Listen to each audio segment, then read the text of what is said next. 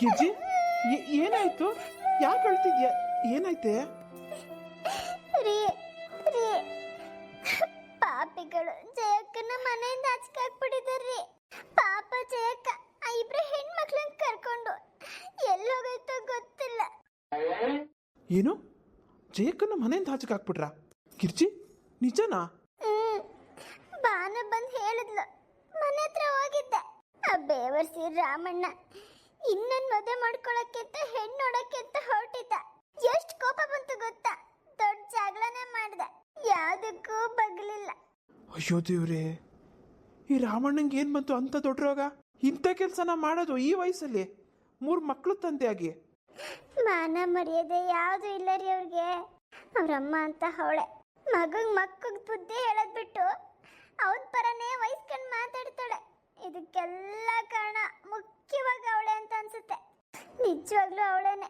ಮಗಂಗೆ ನೆಟ್ಟಿಗೆ ಬುದ್ಧಿ ಕಲಿಸಿದ್ರೆ ಅವನಿಂಥ ಬುದ್ಧಿ ಕಲಿತಾ ಇರಲಿಲ್ಲ.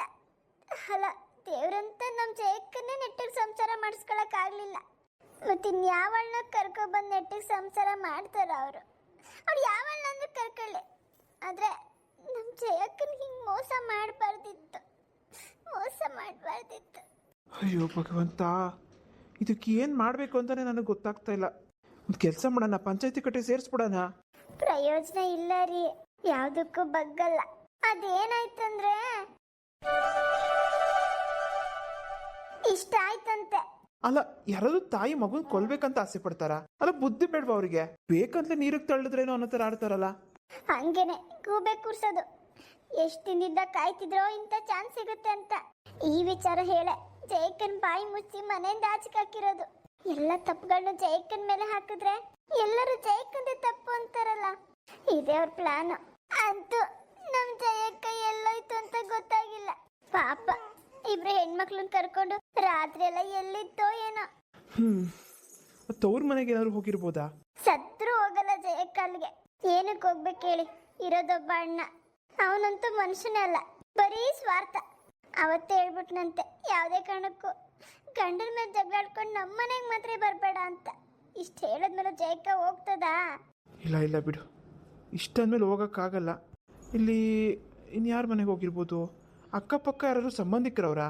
ಇಲ್ಲ ರೀ, ಸಂಬಂಧಿಕರಿದ್ರೆ ಇಷ್ಟು ವರ್ಷ ನನಗೆ ಗೊತ್ತಾಗ್ತಿರ್ಲಿಲ್ವಾ? ಜಯಕ್ಕಂಗಿಲ್ಲಿ ಯಾರೂ ಇಲ್ಲ. ಮತ್ತೆ ಎಲ್ಲಿ ಹೋಗಿರ್ಬೋದು ಗಿರ್ಜಿ? ಗೊತ್ತಿಲ್ಲ ರೀ.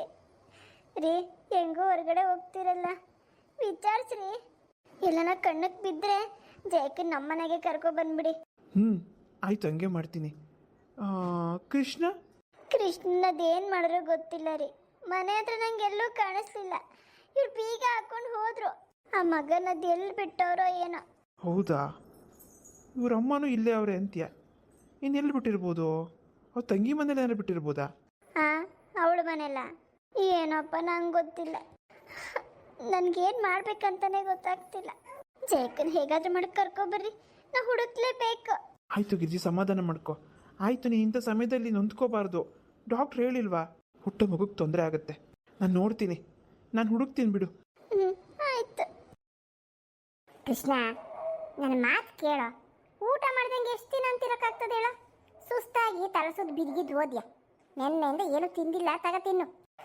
ಬೇಡ ಅಜ್ಜಿ, ನಂಗೆ ಊಟ ಬೇಡ. ಬೇಡ ಅನ್ಬೇಡ ಕಣೋ, ತಿಂದು ಆರೋಗ್ಯವಾಗಿರ್ಬೇಕು. ನೋಡು, ನಿಮ್ಮ ಅಪ್ಪಂಗೆ ಒಂದು ಹೊಸ ಹುಡುಗಿ ನೋಡಕ್ಕೆ ಬಂದಿದ್ದೀವಿ. ಹುಡುಗಿ ಅಲ್ಲ, ಅಮ್ಮ ನಿಂಗೆ ಅಮ್ಮ ಬೇಕಲ್ಲ. ಹಳೆ ಅಮ್ಮನ ಮರ್ತು ಬಿಡು. ಇನ್ನೊಂದು 2 ದಿನ ಹೊಸ ಅಮ್ಮ ಬತ್ತಾಳೆ ಮನೆಗೆ. ನಿನಗೆ ಹಾಲು, ಮೊಸರು, ತುಪ್ಪ ಎಲ್ಲ ತಿನ್ನಿಸ್ತಾಳೆ. ನಿನಗೇನು ಬೇಕೋ ಮಾಡ್ಕೊಡ್ತಾಳೆ ಕಣ. ತಲೆ ಕೆಡಿಸ್ಕೊಬೇಡ.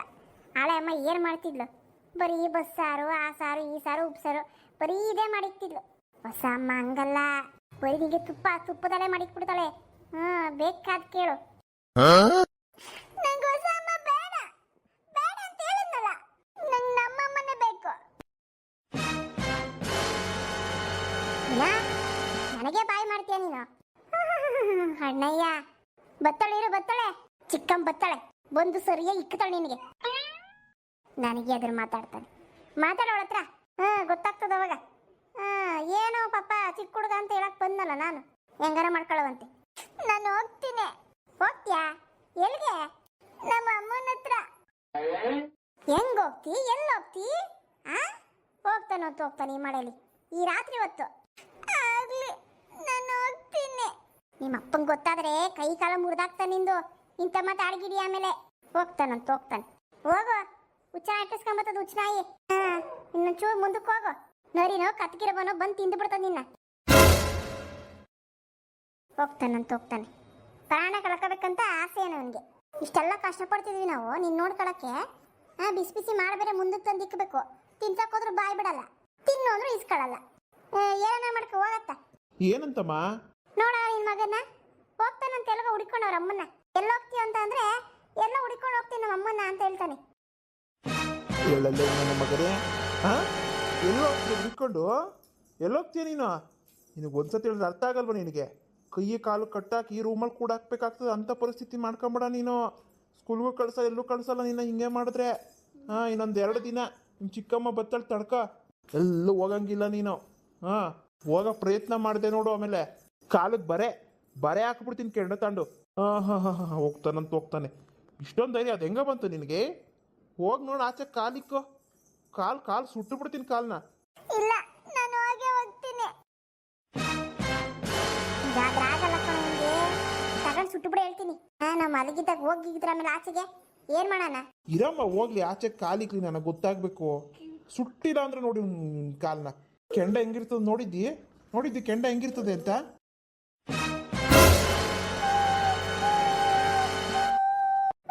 ನೋಡ್ದ ಇದೇ ಕೆಂಡ ಮನೆಯಿಂದ ಆಚೆಗೆ ಹೋದೆ ಕಾಲಿಟ್ಟೆ ಆಚೆಗೆ ಇದ್ರಲ್ಲೇ ಸುಟ್ಟು ಬಿಡ್ತೀನಿ ಕಾಲನ್ನ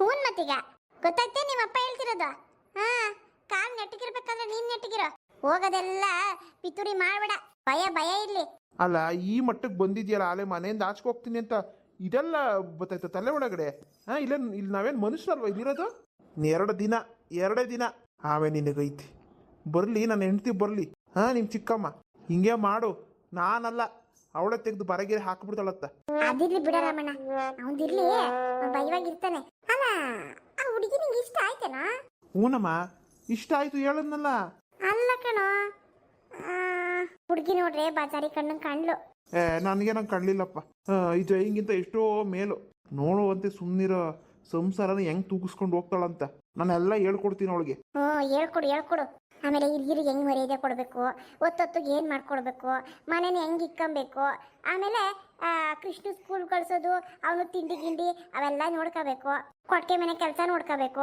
ಅವಾಗ ನನಗೆ ಬಂದು ಕಾಲು ಒತ್ತಬೇಕು ಆಯ್ತು ಹೇಳಮ್ಮ ಮದುವೆ ಆಗಲಿ ಮೊದಲು ಅದು ಸರಿ ಯಾವಾಗ ಇಟ್ಕೊಳ್ಳೋದು ಕೇಳ್ಕೊಂಬರ್ಲಾ ಇರು ಬೆಳಗ್ಗೆಗೆ ಹೋಗಿ ಕೇಳ್ಕೊಂಬಾ ಮುಹೂರ್ತ ಎಷ್ಟು ಗಂಟೆಗೆ ಐತೆ ಅಂತ ನಾಳೆಗೆ ಶನಿವಾರ